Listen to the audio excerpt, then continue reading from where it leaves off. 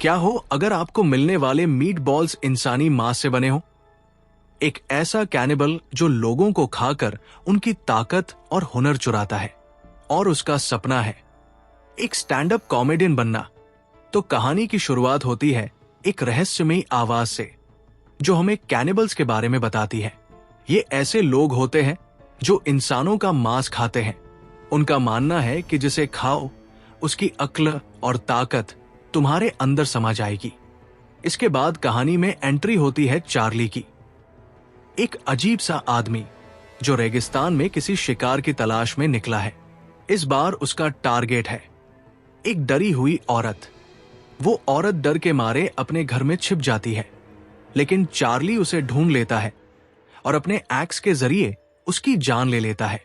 फिर उस औरत के मांस से वो मीट बॉल्स बनाता है, खुद भी खाता है और बेचने के लिए हाईवे के किनारे लग जाता है। तभी एक कपल वहां आता है। लड़का मीट बॉल्स खाना चाहता है, लेकिन लड़की वेगन है। बहस शुरू हो जाती है। चार्ली उन्हें मीट बॉल सर्व करता है और जोक्स भी सुनाता है, जिससे लड़का काफी इंप्रेस होता है। यहां हमें पता चलता है कि चार्ली का सपना है एक बड़ा कॉमेडियन बनना, लेकिन उसे कभी मौका नहीं मिला। कपल जैसे ही जाने लगता है, अचानक चार्ली पीछे से वार करता है और लड़के को मार देता है। लड़की डर के मारे भागती है और किस्मत से उसे सड़क पर एक गाड़ी मिल जाती है। गाड़ी में होती है एलिनोर। लड़की उससे मदद की भीख मांगती है, लेकिन एलिनोर मना कर देती है। रिवील होता है कि एलिनोर चार्ली की दोस्त है और उसे पता था कि ये लड़की उसका शिकार है। चार्ली आता है और लड़की को मारकर वापस अपने घर ले जाता है। अब उन दोनों की लाश से फिर से मीट बॉल्स तैयार होते हैं। सीन कट होता है और अब हम मिलते हैं क्रिस्टल से, एक मशहूर सिंगर जो फेस्टिवल में परफॉर्म करने जा रही होती है। रास्ते में वो एलिनोर को देखती है, जो अपनी गाड़ी खराब होने का नाटक कर रही होती है। असल में वो क्रिस्टल को फंसाने आई थी। क्रिस्टल जैसे ही उसे लिफ्ट देती है, एलिनोर उस पर हमला करती है और उसे बेहोश कर देती है। चार्ली आता है और दोनों मिलकर क्रिस्टल को अपने घर ले जाते हैं। जब क्रिस्टल होश में आती है तो वो खुद को बंधा हुआ पाती है। चार्ली से पूछती है, तुम मुझसे क्या चाहते हो? चार्ली कहता है, कुछ भी नहीं, बस चाहता हूं कि तुम मेरे सामने रहो। फिर वो उसे जोक सुनाता है जो क्रिस्टल की समझ से बाहर थे। क्रिस्टल कहती है, मैं तो तुझे मारकर भाग जाऊंगी, लेकिन चार्ली कोई जवाब नहीं देता और खाना खाने बैठ जाता है। अब कहानी में एंट्री होती है शेरिफ लेवर की, जिसे खबर मिली थी कि क्रिस्टल डेजर्ट की तरफ गई है। वो चार्ली के घर आता है, लेकिन चार्ली कहता है कि वो अकेला रहता है और क्रिस्टल को नहीं जानता। शक ना हो इसलिए वो शेरिफ को अपने घर के अंदर ले जाता है और ढेर सारे जोक सुनाता है। इससे दोनों थोड़े फ्रेंडली हो जाते हैं। कुछ देर बाद चार्ली टीवी पर एक ऐड देखता है ओपन माइक नाइट की।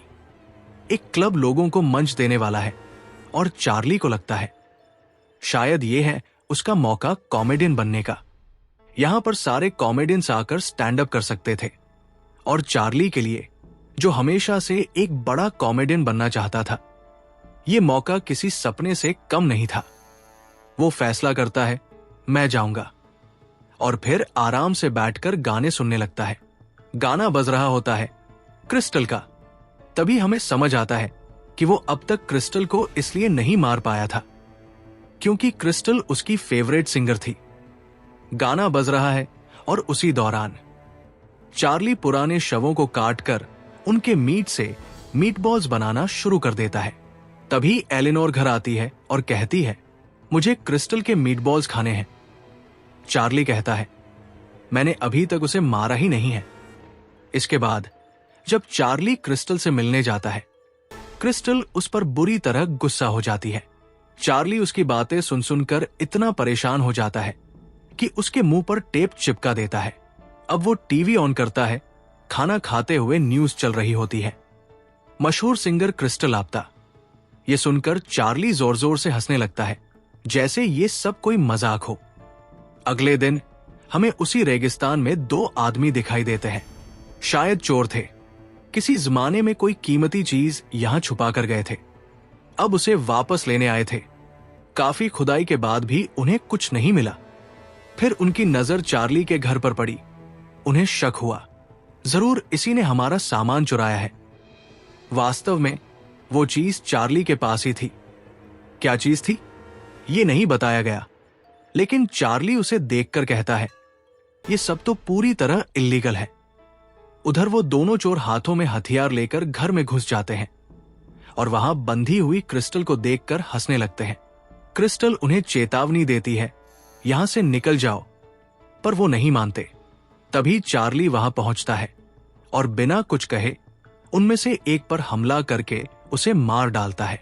दूसरा चोर भागने की कोशिश करता है, लेकिन चार्ली उसका पीछा करता है और उसे भी मार डालता है। इसके बाद वो दोनों की जेब टटोलता है, जहां से उसे वही क्लब का पोस्टर मिलता है जो स्टैंड अप कॉमेडी का मौका दे रहा था। पोस्टर पर एड्रेस भी लिखा होता है। अब चार्ली वॉशरूम में जाकर आईने के सामने खड़ा होता है और खुद से कहता है, मेरे जोक्स बहुत अच्छे हैं, लोग सुनेंगे तो हंसेंगे। और फिर चुपचाप कहता है, मैं खुद को क्यों झूठी तसल्ली दे रहा हूं? मैं जानता हूं ये सब बकवास है, मैं ये कर ही नहीं सकता, मैं तैयार नहीं हूं। कुछ देर सोचने के बाद वो क्रिस्टल के पास जाता है और पूछता है, क्या तुम मेरी मदद कर सकती हो? क्रिस्टल चौंकती है, कैसी मदद? चार्ली बोलता है, तुम एक आर्टिस्ट हो, इतने सारे लोगों को फेस करती हो, बताओ ऑडियंस को कैसे फेस करते हैं? क्रिस्टल ने उससे कहा, यह कोई सोचने वाली बात नहीं है, तुम्हें ऑडियंस के बारे में नहीं सोचना चाहिए, बस जाओ और वहां परफॉर्म करो। वो आगे कहती है, जिंदगी में इंसान को एक बार रिस्क तो लेना ही चाहिए। क्रिस्टल की बातों ने उसे जबरदस्त मोटिवेशन दिया और फिर वो भी तैयार होकर फन क्लब के लिए निकल पड़ता है और चार्ली आखिरकार फन क्लब पहुंच जाता है। उसकी एंट्री ही अजीबोगरीब होती है। उसके कपड़े खून से सने होते हैं और उसकी बॉडी पर भी खून लगा होता है। वो इस बार खुद को कैनिबल्स वाला कॉमेडियन बनाकर लाया था और उसने उसी नाम से अपना रजिस्ट्रेशन भी करवाया। उससे पहले कई लोग अपने जोक्स लेकर आए थे और परफॉर्म कर रहे थे। ऑडियंस उन्हें खूब एंजॉय कर रही थी। फिर बारी आती है चार्ली की। उसके जोक्स ने सभी को चौंका दिया। लोग उसकी परफॉर्मेंस से बेहद इंप्रेस हो गए। यहां तक कि पहला कॉमेडियन जिसने सबसे पहले परफॉर्म किया था, वो भी चार्ली के जोक्स का फैन बन गया। और मजेदार बात ये कि फन क्लब भी उसी का था, जो चार्ली की परफॉर्मेंस से इतना प्रभावित हुआ कि उसे अगले हफ्ते के शो के लिए भी इनवाइट कर लिया। चार्ली के जोक्स कैनिबलिज्म पर थे, इसलिए उसने मजाक में कह दिया, अगली बार कोई डेड बॉडी साथ लाना। लेकिन चार्ली ने इस बात को सीरियसली ले लिया। अब सीन कट होता है एक हफ्ते बाद। चार्ली सच में एक डेड बॉडी लेकर फन क्लब पहुंच चुका था। उसे देखकर वही लड़का बोल पड़ता है, अरे यार, तुम तो सच में डेड बॉडी ले आए, मैंने तो मजाक किया था। सबको लग रहा था कि ये डेड बॉडी नकली है, शो का कोई प्रॉप है, लेकिन किसी को नहीं पता था कि ये बॉडी असली है। इस डेड बॉडी ने तो चार्ली के शो में जान ही डाल दी थी। उसकी परफॉर्मेंस पहले से भी ज्यादा लाइवली लगने लगी थी। ऑडियंस क्रेजी हो गई थी और इस शो के बाद वो कैनिबल कॉमेडियन के नाम से फेमस हो गया। इस इवेंट के बाद चार्ली बेहद खुश था। घर पहुंचते ही उसने क्रिस्टल को खोल दिया, क्योंकि वो अपनी खुशी किसी के साथ सेलिब्रेट करना चाहता था। उसने क्रिस्टल को खाने पर बुला लिया। क्रिस्टल जानती थी कि वो इंसानों का मांस खा रही है, लेकिन उसके पास और कोई ऑप्शन नहीं था। भूख मिटाने के लिए उसे यही खाना पड़ा। खाना खत्म होते ही चार्ली ने उसे दोबारा बांध दिया और अपने अगले शो की तैयारी में लग गया। अगले हफ्ते का शो आया। चार्ली पूरे जोश में था, लेकिन इस बार की ऑडियंस बेहद घटिया थी। वो हर कॉमेडियन की बेइज्जती कर रहे थे, हर जोक पर चिल्ला रहे थे, नॉट फनी। चार्ली का गुस्सा तब और बढ़ गया जब उसके बगल में बैठी कॉमेडियन रोने लगी। वो बताती है, उन्होंने मुझे परफॉर्म भी नहीं करने दिया। वो सुबकती रही। अब बारी थी चार्ली की। वो स्टेज पर गया और एक आदमी बार बार उसकी बेइज्जती करता रहा। उसने चार्ली को चिढ़ाते हुए कहा, ओ कैनिबल, मुझे खा जा। और बस अब चार्ली का सब्र टूट गया। कुछ ही देर बाद चार्ली ने सच में उसे मार डाला और उसे भी खा गया। इसके बाद चार्ली दोबारा अपने शो की तैयारी में लग जाता है। इस बार वो एक शानदार स्क्रिप्ट लिखता है जो अगले हफ्ते फिर से हिट हो जाती है। शो के बाद चार्ली अकेला बैठा होता है। तभी फन क्लब का ऑनर उसके पास आता है। वो चार्ली के स्किन वाले मास्क को देखकर डर जाता है।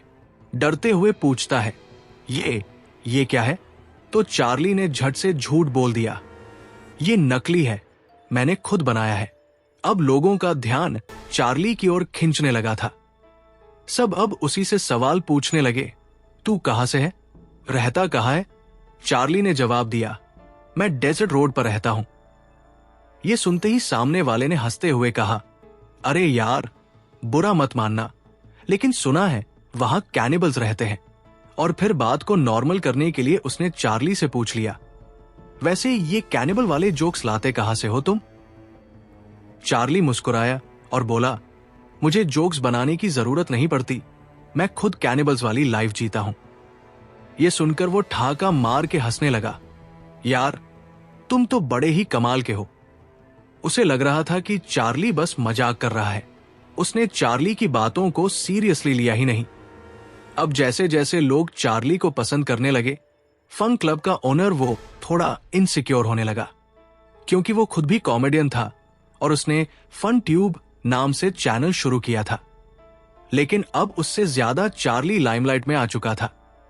अगले दिन हम देखते हैं कि चार्ली अपने घर पर है। तभी एलिनोर आती है और पूछती है, तुम आजकल मिड बॉल सेल क्यों नहीं कर रहे हो? चार्ली सीधा जवाब देता है, मैंने ये काम छोड़ दिया है। वो काम तो मैंने मजबूरी में किया था। अब जब मैं कॉमेडियन बन गया हूं तो इसकी जरूरत नहीं रही।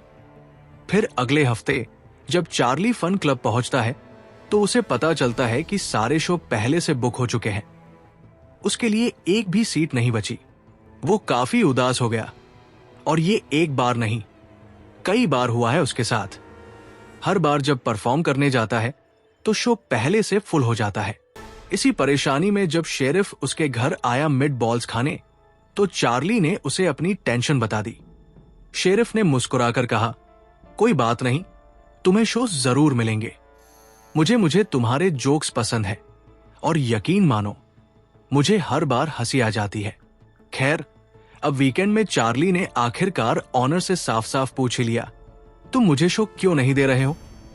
और अब ओनर भी उसे साफ साफ कह देता है, तुम्हारे कैनिवल वाले जोक्स अब पुराने हो चुके हैं, लोग अब इन्हें पसंद नहीं करते, इसलिए तुम्हारी जगह किसी और को मिल जाती है। ये बात सुनते ही उसका गुस्सा 7वें आसमान पर पहुंच जाता है। गुस्से में वो सारा भड़ास क्रिस्टल पर निकालता है और चिल्ला कर कहता है, मुझे तुम्हारी बात माननी ही नहीं चाहिए थी। मैंने तुम्हारी बात पर भरोसा किया और वहां गया, लेकिन देखो अब लोग मुझे पसंद ही नहीं करते। चार्ली इतना टूट चुका था कि क्रिस्टल से साफ कह देता है, मैं अब कुछ नहीं हूं, मुझे मर जाना चाहिए। लेकिन क्रिस्टल फिर भी उसे उम्मीद देती है और कहती है, तुम्हारे जोक्स अच्छे हैं। और ये बात सच भी थी, क्योंकि सच्चाई ये थी कि ओनर खुद चार्ली के जोक्स को कॉपी करके एक बड़ा शो प्लान कर रहा था। उसका दोस्त उसे ऐसा करने से रोकता है, लेकिन कैरी उसे झाड़ देते हुए बोलता है, तुम बस मेरे असिस्टेंट हो और यहां वही होगा जो मैं कहूंगा। अब कैरी खुद चार्ली वाला कैनिबल लुक अपनाकर चार्ली के ही जोक स्टेज पर परफॉर्म करने की कोशिश करता है। उसी शो में शेरिफ भी मौजूद था और वो झट से समझ जाता है कि ये वही कैनिबल वाला लुक है और ये जोक्स भी चार्ली के हैं, क्योंकि वो पहले ही ये सब जोक्स सुन चुका था। शेरिफ तुरंत चार्ली को कॉल करके सारी खबर दे देता है। ये सुनकर चार्ली का गुस्सा फट पड़ता है। अब वो लड़का अपने उस बड़े शो के लिए एक एड रिकॉर्ड करवा रहा होता है। पता चलता है कि वो एक ग्रैंड शो प्लान कर रहा है डेजर्ट रोड पर, जो कि कैनिबल रोड के नाम से भी बदनाम है, यानी चार्ली के घर के पास ही। चार्ली अब पागल हो चुका था, गुस्से और बदले की आग से जलता हुआ। और फिर वो पल आता है। रात को जैसे ही वो लड़का क्लब से बाहर निकलकर अपने घर की ओर बढ़ता है, चार्ली उसका पीछा करता है, अचानक हमला करता है, उसके पैरों में मारता है और घसीटते हुए उसे अपने घर ले आता है। चार्ली उसका घर देखकर दंग रह जाता है। वहां एक डेड बॉडीज रखी होती है। घबराकर वो कहता है, मैं तो तुम्हारी बातों को कभी सीरियस नहीं लेता था, लेकिन तुम तो सच में कैनिबल निकले। अब वो डर से कांपता हुआ चार्ली से रहम की भीख मांगता है। मैं तो तुम्हें अपना फैन क्लब भी देने के लिए तैयार हूं। लेकिन चार्ली को यह सब नहीं चाहिए था। चार्ली बस एक सवाल करता है, आखिर तुम मुझसे चाहते क्या हो? तुमने मुझे परफॉर्म करने क्यों नहीं दिया? इस सवाल पर उसने जो जवाब दिया वो चौंका देने वाला था। उसने कहा, मैं कभी एक बहुत बड़ा कॉमेडियन हुआ करता था, लेकिन तुम्हारे आने के बाद लोगों ने मेरा शो देखना ही बंद कर दिया। इसलिए मैंने तुम्हारा आइडिया चुराने का फैसला किया। तुम्हारे अनकहे जोक्स को कॉपी करके मैंने वो कवरेज पाई जो मेरी डूबती रेपुटेशन को बचा सकती थी। वो आगे कहता है, तुम्हें तो ज्यादा लोग जानते भी नहीं, ऐसे में अगर मैं कॉपी भी करता तो किसी को फर्क नहीं पड़ता। चार्ली इस सच्चाई से हिला हुआ था और तभी पीछे से कुछ ऐसा हुआ जिसने कहानी का रुख ही बदल दिया। क्रिस्टल ने खुद को आजाद कर लिया था और मौका मिलते ही उसने चार्ली पर हमला किया और वहां से भाग गई।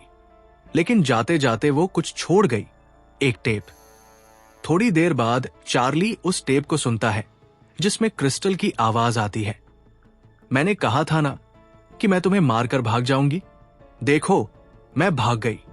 अब हम देखते हैं कि क्रिस्टल उसी जगह पहुंचती है जहां चार्ली अपने जोक्स परफॉर्म किया करता था। और अब क्रिस्टल खुद उन जोक्स को स्टेज पर बोल रही होती है। क्या वो भी एक कैनिबल थी? क्या वो भी इसी शो की दीवानी थी? उधर चार्ली के घर में एक और ट्विस्ट होता है। शेरिफ वहां पहुंचता है और वो लड़का जान की भीख मांगता है, लेकिन शेरिफ उसकी मदद नहीं करता। मतलब अब शरीफ भी चार्ली के साथ है। अंत में चार्ली उस लड़के को मार देता है और कहानी यहीं पर खत्म हो जाती है।